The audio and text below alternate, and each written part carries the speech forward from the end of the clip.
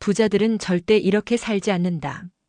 가난한 사람과의 인생을 가르는 7가지 행동. 부자가 되는 사람과 가난한 사람의 차이는 뭘까? 돈을 많이 벌면 부자가 될까? 학벌이 좋으면 성공할까? 운이 좋아야 돈을 벌 수 있을까? 많은 사람들이 돈을 많이 벌면 부자가 될 거야 라고 생각하지만 현실은 그렇지 않습니다.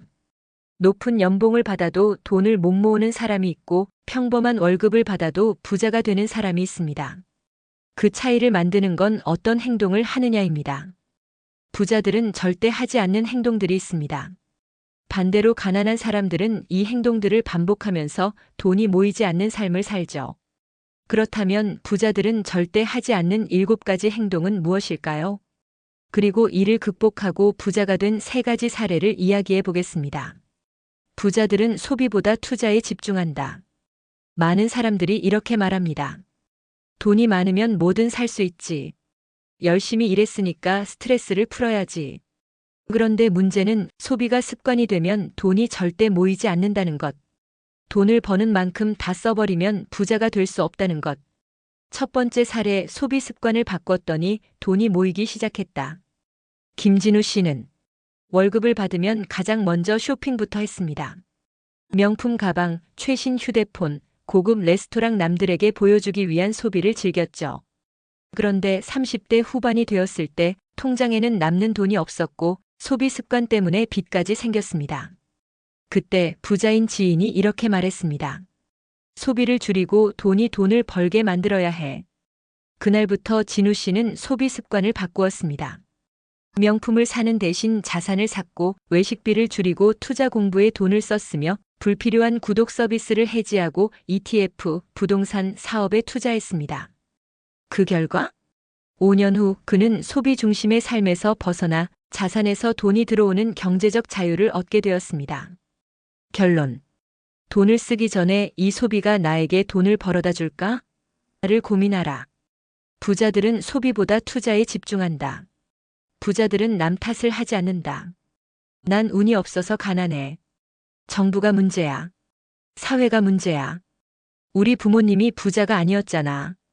이런 말을 하는 사람들은 항상 남을 탓하지만 정작 자신의 행동을 바꿀 생각은 하지 않습니다. 두 번째 사례, 남 탓을 멈추고 부자가 된 사람. 박수진 씨는 20대 후반까지 회사, 정부, 부모님 탓을 하며 살았습니다. 돈이 없는 이유를 환경 탓으로 돌렸죠. 그러다 우연히 성공한 사업가의 인터뷰를 보게 됐습니다. 그 사업가는 가난한 집에서 태어났지만 남 탓을 멈추고 자신의 삶을 바꾸기 위해 행동했다는 것. 그때부터 수진 씨는 남 탓을 멈추었습니다. 소비 습관을 점검하고 새로운 기술을 배우기 시작하며 돈이 되는 사업 아이디어를 연구했습니다. 그 결과 5년 후 그녀는 월급만으로 사는 삶을 벗어나 스스로 만든 사업으로 경제적 자유를 얻었습니다. 결론. 부자들은 절대 남 탓을 하지 않는다. 환경을 탓하기보다 내가 바꿀 수 있는 것에 집중하라. 부자들은 배우는 걸 멈추지 않는다. 가난한 사람들은 공부는 학창 시절에만 하는 것이라고 생각합니다. 하지만 부자들은 평생 배우는 습관을 가지고 있습니다. 세 번째 사례, 책 한 권이 인생을 바꿨다. 이준석 씨는 20대 초반에는 돈에 관심이 없었고 30대가 되면서도 돈 관리에 무지했습니다. 그러던 어느 날 우연히 부자가 된 사람들의 공통점을 발견했습니다. 그들은 모두 돈 공부를 하고 있었다는 것. 그래서 준석 씨는 그날부터 매일 책을 읽었습니다. 투자, 경제, 부동산, 자기 개발 등 다양한 분야의 책을 섭렵했고 유튜브, 팟캐스트, 강연 등을 통해 끊임없이 배웠죠. 그 결과 3년 후 그는 금융 지식을 바탕으로 투자에 성공했고 5년 후에는 자신만의 사업을 시작해 부자가 되었습니다. 결론. 부자들은 절대 배움을 멈추지 않는다. 매일 1시간씩 자기 개발에 투자하라. 부자들은 절대 이렇게 살지 않는다. 가난한 사람들은 돈을 많이 벌면 부자가 될 거라고 착각합니다. 하지만 부자들은 돈을 어떻게 쓰고 어떻게 행동해야 하는지를 알고 있습니다. 오늘부터 바꿔야 할 7가지 행동은 소비 중심의 삶에서 벗어나라. 돈을 쓰는 대신 자산을 사라. 남 탓을 멈추고 스스로 해결하라. 배우는 걸 멈추지 마라. 돈 공부를 시작하라.